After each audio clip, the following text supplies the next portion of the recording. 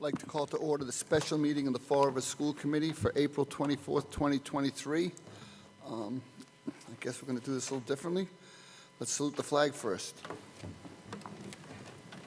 I pledge allegiance to the flag of the United States of America and to the republic for which it stands, one nation, under God, indivisible, with liberty and justice for all. Pursuant to the open meeting law, any person may make an audio or video recording of this public meeting or may transmit the meeting through any medium. Attendees are therefore advised that such recordings or transmissions are being made whether perceived or unperceived by those present and are deemed acknowledged and permissible. Mr. Hart is joining us via Zoom. Just want to make everybody aware of it. Deb, could you please call the roll? Mr. Agia? Here. Mr. Bailey? Here. Mr. Hart? Here. Ms. Larrabee? Here. Ms. Pereira? Here. Ms. Roderick? Here. Mayor Coogan? Here. Any citizens' input, Deb? No, there is none there. Okay. Committee of the Whole.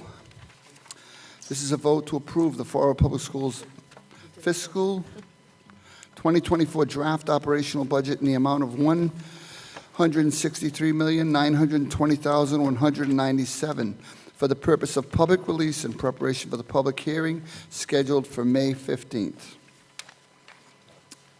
Any discussion? Mr. Mayor. Ms. Pont. I'm sorry, I forgot. Thank you, Mr. Mayor. No, that's okay. I just wanted to clarify, since our last meeting, we have done some revisions of the proposed budget. After further review, we're going to be adjusting the budget for transportation. Originally, we had a placeholder, if you recall, of $1.5 million to pay for out-of-district transportation. After lots of discussion and feedback and meetings, we've updated the budget to reflect $1,157,496 and not the $1.5 million. This figure represents the 2 years of reimbursement in circuit breaker associated with transportation. That's only been allowed for 2 years. In FY22, we received $231,092, and in FY23, we'll be receiving $926,404. This totals $1,157,496. These funds will be used to offset out-of-district transportation for the fiscal year 2024. Because of this change, we're going to have to increase the transportation budget in FY24. The new amount of transportation, non-net school spending, will now be $10,342,504, and that's a change from $10 million to the $10,342,504.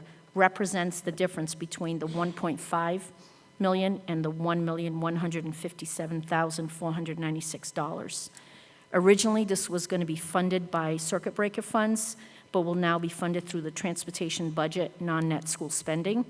In addition, we're going to free up funds in circuit breaker revolving fund. We will be proposing to move $342,504 in tuition that was proposed to be funded in operating budget and will now be funded in the circuit breaker revolving fund. With that, the above move, we're proposing to add, we're going to reinvest that money into the special education departments. We're proposing to add 1 special education supervisor, 2 speech language pathologists, 1 evaluation team chair, and 1 special education clerk. This totals $342,504. There's no change to the school's operating budget. Thank you. Okay. On 3.1, do I have a motion and a second? Any discussion?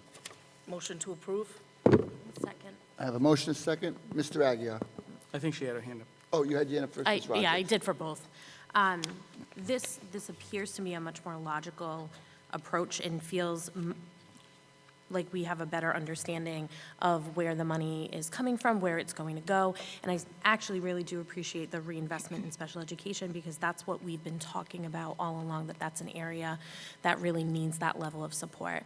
My only question with that is this enough, right? That's always the question that I'm going to ask. Because we've talked before about potentially, an assistant director or an assistant superintendent and things like that. So I just want to hear, do you feel like enough? Questions, Roger, that all of us could answer and rhetorically and say, I don't know if it's going to be enough at this point, to be honest with you. Again, have to remember, I've been here since November 28th. I can tell you right now, we are really working on the systems, the processes, the procedures. What I'm proposing now is strictly kind of filling the well that we already have, right? The holes in some of our spots that we already have. So when we talk about potentially bringing on, an assistant director, whatever we want to call them, like, maybe, not yet. And here's why I say maybe not yet. Because the well still has it still needs to be filled a little bit more to deal with our current issues that we have in special education. I've said it from the get-go. I just met with our speech and language pathologists, and we increased our numbers of students receiving speech and language, I believe, and again, I don't have the number in front of me, but I can get it, significantly, like almost 100 kids, right? So our current staffing can't withstand that. It's already kind of busting at the seams. So that is my immediate priority need, right? What do kids need right now? I've talked to you a lot about the ETCs and their caseloads being so big, and in order to deal with our compliance needs and building family relationships, those positions are really important to me to fill right now. So that's what you see the proposal for right now. I'm not going to tell you this is it, because it's probably not. It's probably not. It's probably going to be for now. And that's the best I can do in the 6 months now or something I've been here. No, I actually think that's a really great answer, because I wasn't looking for Yeah. any specific answer, but that helps me put into perspective just what the thought process is, and then, what do we need in the future? So if we're pulling from this Yes. fund, how much more needs to be there to make sure that we have enough to sustain what you could need? Because that is a department that really hasn't gotten the attention that Right. it's needed over the years. And as so. I figure that out, and I Yep. want to come back to you with a strong rationale for why I need additional or new positions, right? Like something like an assistant for me would be new. And what would that look like and why is that needed, right? I already have some ideas in my brain, but I'm not there yet. Right. And I don't And- want to make any rush decision. I want to be able to have a proposal and a clear understanding, but I think this is a great start for, again, filling the well that needs to be filled right now. And maybe it is needed along the way, but honestly, how do you know that just based on what you're saying if we haven't been able to fill the positions that we currently need, so we don't know what that Right. looks like? And I need the systems and the Yep. processes and those structures in place to know where everybody fits in that, right? So, Thank you. I yield. Mr. Aguirre? Just following up on that, so I agree with what you had stated relative to some of the positions, but I've been on here for a while and have some historical perspective on what we had and what we didn't. So Sure. when you say that the assistant director would be a new position, that's not really accurate. And you wouldn't know that because you haven't been here. We used to have what was called an executive director of special education, which is the equivalent of your position now. We elevated that to an assistant superintendent X amount of years ago, but we used to have a position called executive director, which would be like you. At the same time as we had that, we had a position, a union position called Director of Special Education, which I'm considering would be like the assistant to that executive director. okay. And when you have done the org charts for who you are responsible for, my personal belief is there's too many, it's you, and then it's all union positions all throughout your ranks. And that makes it very difficult for you to hold those other people, have anybody else hold them accountable, to make sure that once the structures are in place, you can't do all of the things that need to be done, because you can't have one union supervisor supervising another one, and you get into that kind of problem. So when I'm looking at logic and trying to say, how would we want to give you the best tools to do all the things that you need to do, my mind is we need to have an assistant to you that's a non-union position that doesn't have any hold on, well, I can't do this, I can't do that. It would be your assistant. At the same time as those positions, in my opinion, they could do some of the fill-in work because they're going to have a skill set to do other things. So it might look like, well, we're going to have an assistant. It's like having a vice principal in a school, but they also can teach chemistry. So if you had a need in the chemistry, and I'm a vice principal, but I can teach chemistry, I could teach the chemistry when you're filling in those gaps that you're talking about. So I think we should change, instead of adding, I think we should change to an assistant director with a new job description that you would create with the superintendent that says they could do other things as well. And when I look at the salaries, which you know I've looked at as far as the structure, the salaries that we're going to pay for some of these positions that you have here are union positions defined by how many days they work, and meanwhile, you're making short money more than them, working 5 times, whatever it is, much more hours throughout the year. So I am totally in favor of adding the number, the dollar figure for you, but I would like to ask that you and the superintendent get together to come back with an attempt to look at, or we can have a meeting if we need to consider having an assistant director that does some of the same, that can help you with those things. So I don't want to, I'm not trying to force anything, but I know that sometimes it's difficult. You're new, or now all of a sudden I want to come in and have an assistant, Right. you know, and you're going to be like, oh, I can't do that. Well, if you're new, and if we're just being honest, you're adding a $130,000, $125,000 position right here. So I'd rather say to you, why don't we add a $140,000 or whatever position as your assistant? But make no mistake about it, this isn't like we're hiring a bunch of lower-level people. In this group is people that are making a good salary Sure. in a union with a defined number of days. And in order to do the change I think that we need in your department and this district, we should expand it to be able to have an assistant director of special ed. So I would ask that the superintendent look at, because this is only going to be a draft, and then we got another month to figure out the final budget. But I think, hopefully, you're taking all of the things into consideration, and will come back to us with a look and say, maybe it makes sense, maybe it doesn't. But I would want to have a second look at Sure, that. and I appreciate the historical perspective for me, too. To go to the transportation piece, I do think that this is logical to do based on the reimbursement. I wasn't aware that until after the last meeting, had a conversation with Mr. Almeida relative to that the state is giving some funds specifically for the reimbursement for out-of-district. It's a little confusing because then they have the circuit breaker. We had a conversation today where it was trying to clarify again. I think it's more logical that says if the state is going to give us money to pay for out-of-district tuition, whatever the number that is, that number should go towards the tuition. It's just a very logical thing. And this year, I believe there's two years combined into one. Right. But I think I'm assuming that they're going to continue to do the same thing or give more. Next year, if there's $1 million that they give us as a reimbursement for transportation, that $1 million should go towards transportation, not more money that we could use for other things. So I appreciate the superintendent looking at it and coming to this, logical conclusion. But I do think that it's better the way that it is now than it was before, so I do appreciate that. Related to the budget that we are putting forth, there can still be changes, correct?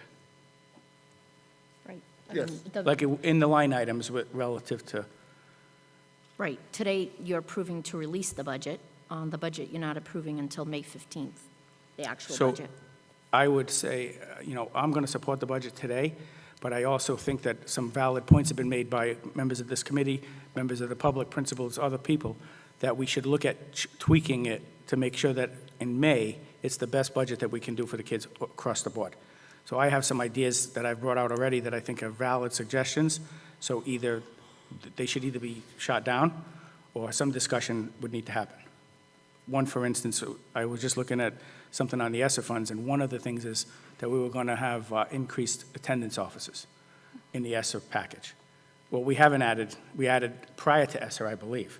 So we haven't added attendance officers, but last meeting I brought up the issue of we should add one for like after hours so that they can come at supper time and whatever. I think that's a valid point.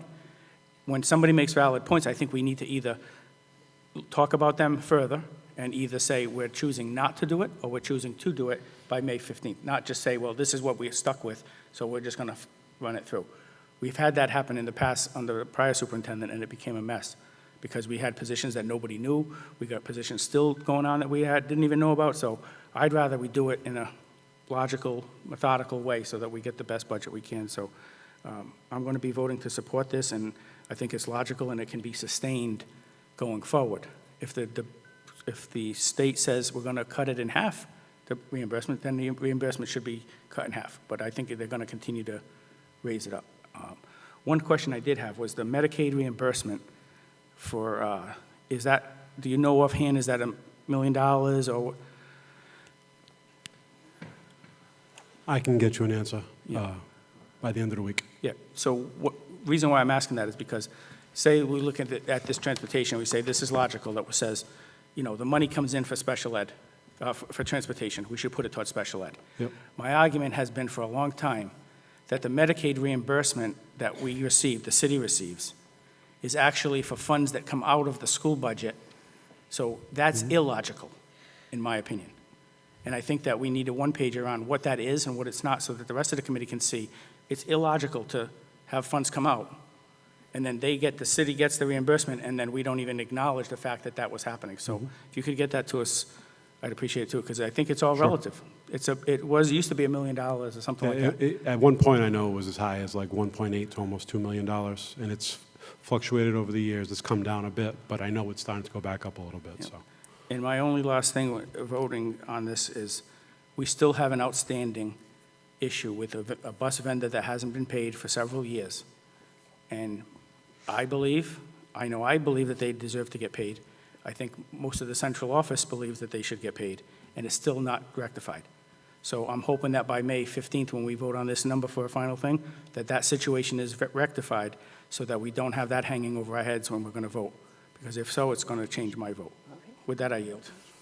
I got to say something to that one. I think that was settled, Kev. I thought that was settled. No? No. Is this, One part of So we had one little part, which is about $100,000, if I recall. The other issue was when the bus company, when we chose to cancel school on those Wednesdays, it was around $700,000. When I've asked repeatedly to try to get information, I keep getting told by the city folks now, the attorneys or whoever, oh, that's in litigation, that's in litigation. I'm pretty sure that, I could tell you If that. it was settled, great, if Yeah, you give us a I think it one-pager, was- but I'm pretty sure that was settled, maybe last week. I'll let you know. I'll call whatever it you. is, I'll I call just you. think we need to put that aside before we move forward. Yeah, I could have sworn I heard that. It was, that was the discussion. Thank you. I Okay, yield. so any further discussion on 3.1, a vote to approve? I have a motion and a second. Deb, would you please call the roll? Mr. Agia? Yes.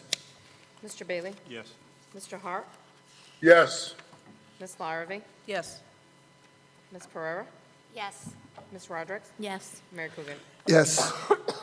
Question number 2 is a vote to approve the Fall River Public Schools fiscal year school budget 2022 draft transportation in the amount of, now that number has changed since we know up above to $10,342,504, not the $10 million you see listed there. Do we have to take a motion in a second to amend that one piece, Mr. Assad? Okay, let's do that. Motion to amend? Second. I have a motion, a second. Could I get a roll call and change it to the new number of $10,342,504, please, Deb? Mr. Agia? Yes. Mr. Bailey? Yes. Mr. Hart? yes, Ms. Larrabee? Yes. Ms. Pereira? Yes. Ms. Roderick? Yes. Mayor Coogan? Yes.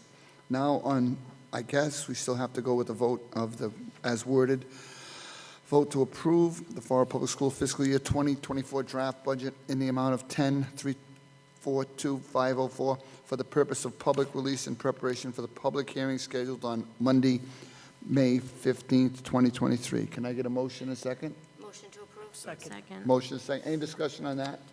Deb, would you please call the roll? Mr. Agia? Actually, sorry, can I have one question on that? Sorry. We'll hold the vote. Mr. Agia. Just on the budget, I don't have it in front of me, but the amount of, we went from 12, I think it was 12.8. Did we have the number? I know we spoke about it today, about what it was last year. Is it? Can I ask a question on how you got to the 10 million?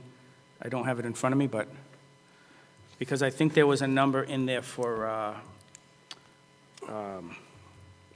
ESSER funds to take out to get to it? Yes, there was Yes. some ESSER funds. 800,000, I believe. Can you tell us the history of that?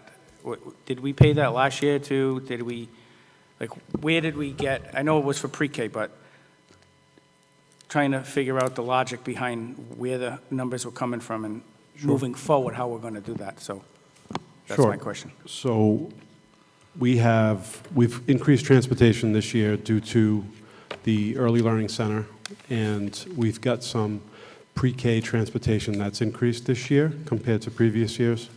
And so that's why we increased that amount, and that's why the amount is what it is. So the 800,000, I just found it now. So it's $800,000 in ESSER 3 for preschool. That's a one-time payment. That's going to By be, what you're saying. that's going to be a payment for next year, and that's it for next year, yes. But moving forward, Yep, the city will have to pay for it's that. a one-time, Yes, sir. this is not necessarily, and it's due to not having a site or whatever. Correct. So it's one time. And then McKinney-Vento is 500,000 to get you down. Yep.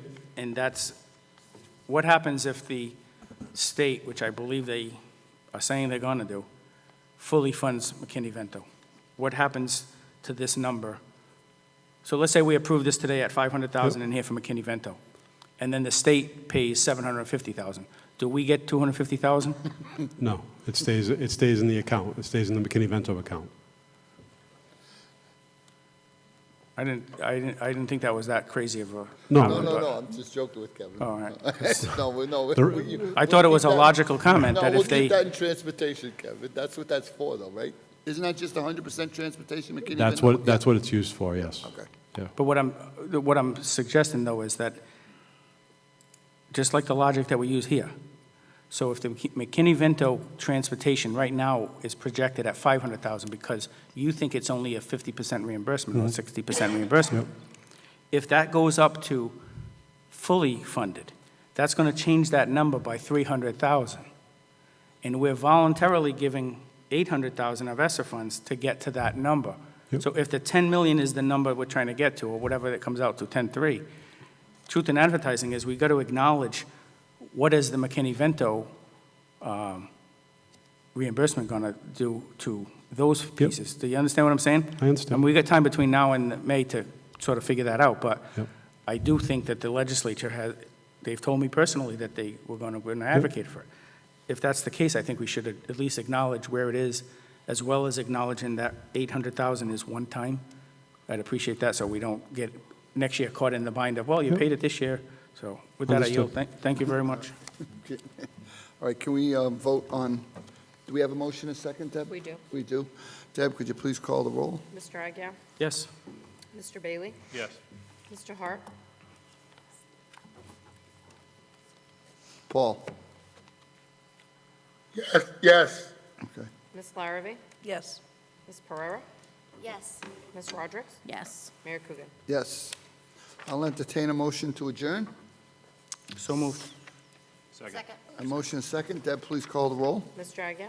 Yes. Mr. Bailey? Yes. Mr. Hart? Yes. Ms. Larrabee? Yes. Ms. Pereira? Yes. Ms. Roderick? Yes. Mayor Coogan? Yes, adjourned.